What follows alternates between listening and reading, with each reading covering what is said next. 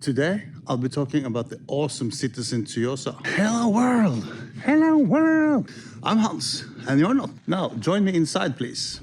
Does it live up to the hype? Is it a Rolex Killer?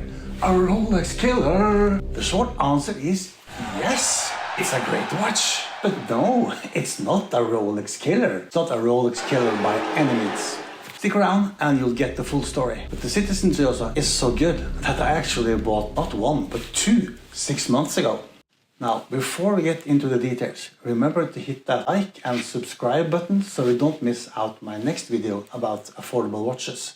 Thank you! Now, the Tsuyosa is for me a definite comeback for Citizen as a brand to follow and to care about. Sure, Citizen did make a very solid offer with their ProMaster Super Titanium Diver, but I have not yet pulled the trigger on that one. And after all, there are so many divers to choose from, and how many divers does a man really need? And I have sort of a love story with Citizen.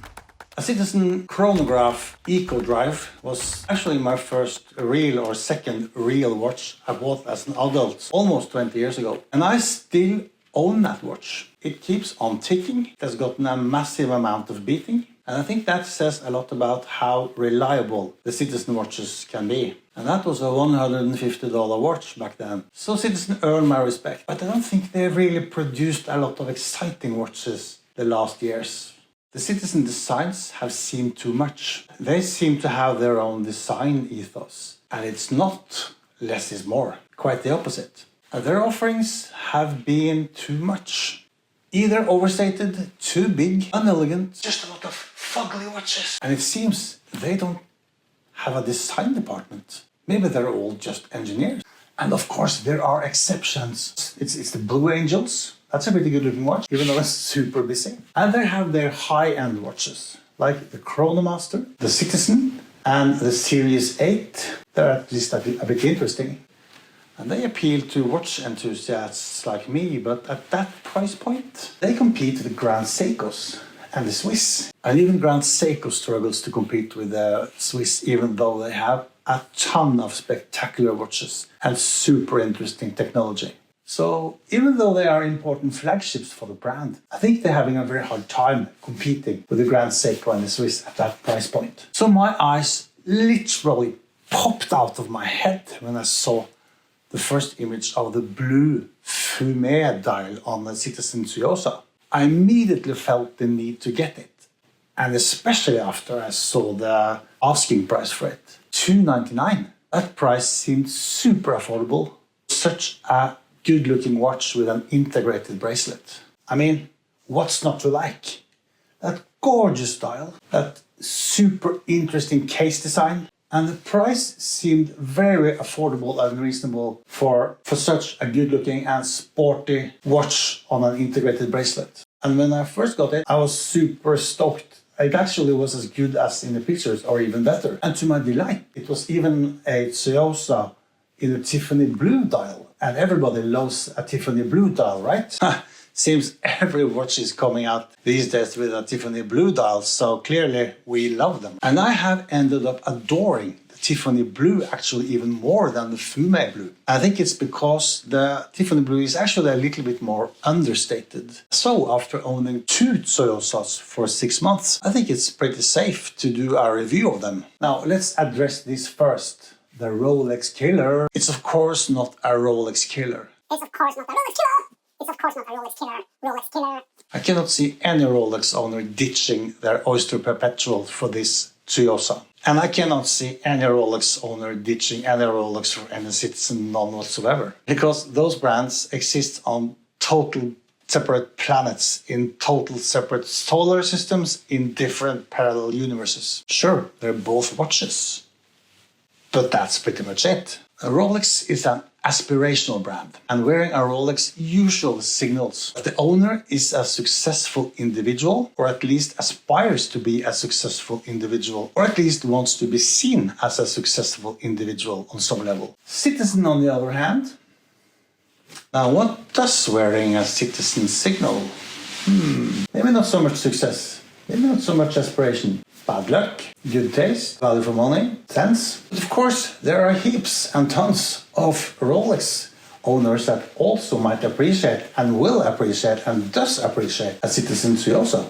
I've seen it with my own eyes. And the Citizen Tsuyosa might actually scratch a Rolex Perpetual itch if you have one. It certainly does a bit of scratching on my itch, but it doesn't kill it. It's nowhere near killing it. On the contrary, I think you want it even more after you get the Tsuyosa. I think you aspire even higher for a Rolex Oyster Perpetual. But perhaps it scratches the Tissot PRX itch a bit harder. I did suffer from some PRX itching before I got my Tsuyosas. Never came around to pull the trigger on the PRX. The Tsuyosa is well built. It has the Rolex Oyster Quartz case from the 70s. It has the Oyster Perpetual hands and baton indices. And it has some PRX design cues as well, but it's not a direct copy of either one of them.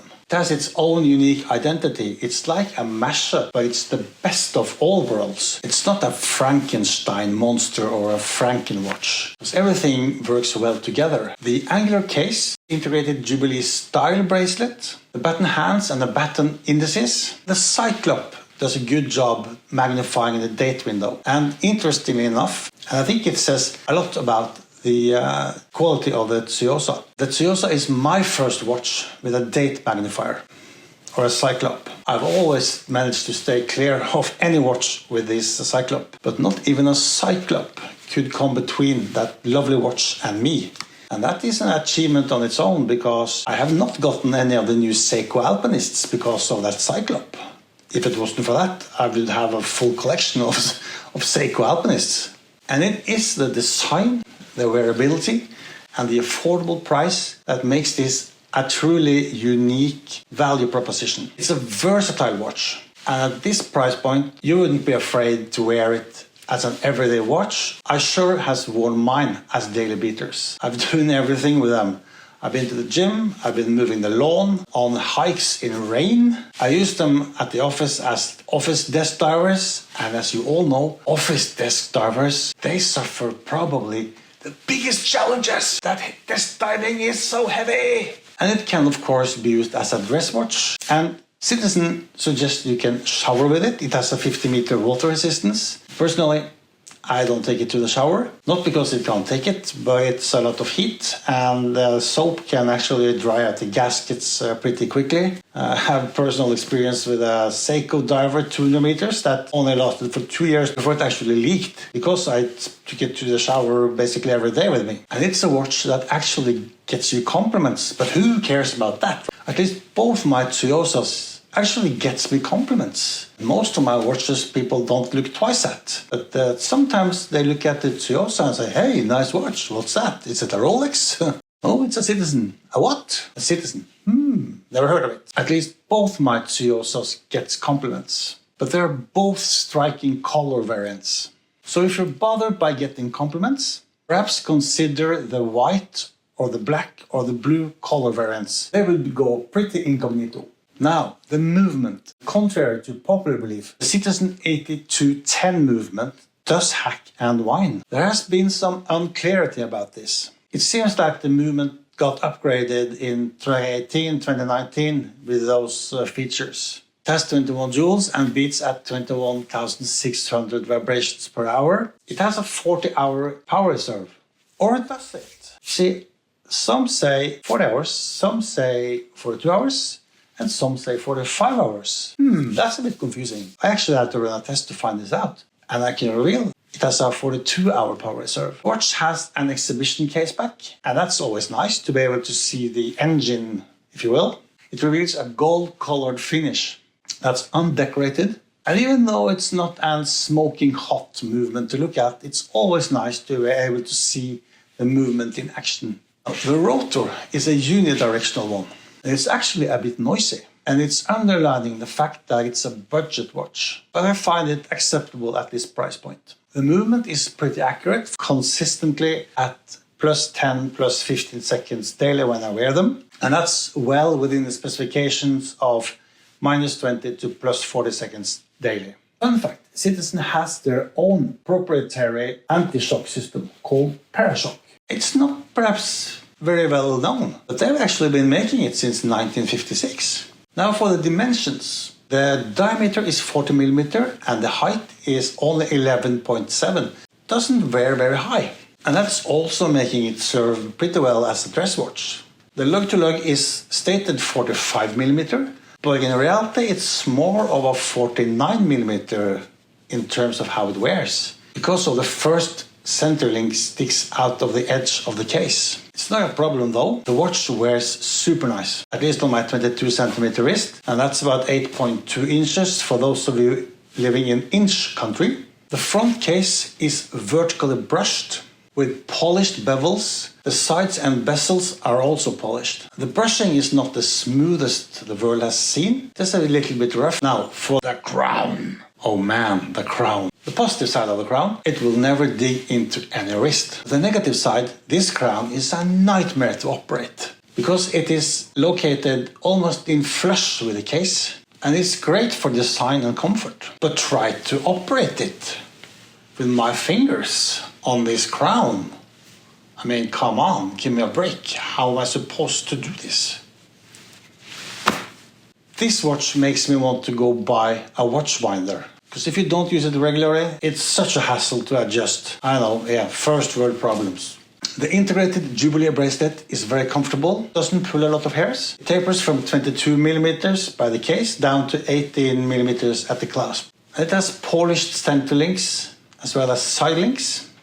The folding clasp is stamped, not milled, and it sort of underlines the budget feeling. But it also has push buttons, so it's very easy to operate and take it on and off your wrist.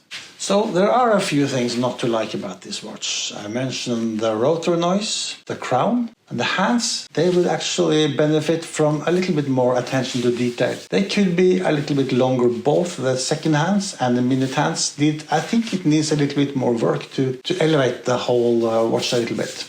And I'm guessing that the angular case design makes this get some scratches and dents a little bit more easy than other watches with different case design. At least mine has. But again, this is nitpicking. Because this is a great watch, and that is my conclusion. It's a great watch for this price. It's not an alternative to Rolex. It does not kill any Rolex itch you might have. It does not kill a PRX itch either. It might actually ease it a little bit. It has its own identity and should be considered as a viable option based on its own design and specifications at this price point. And I think most watch enthusiasts would really appreciate this watch. I consider it a keeper, and I'm not planning to sell any of mine. So there you have it, the Citizen Tsuyosa. Thanks for watching. Remember to hit that like and subscribe button so you don't miss out my next videos. So take care, stay safe, peace out. Peace out.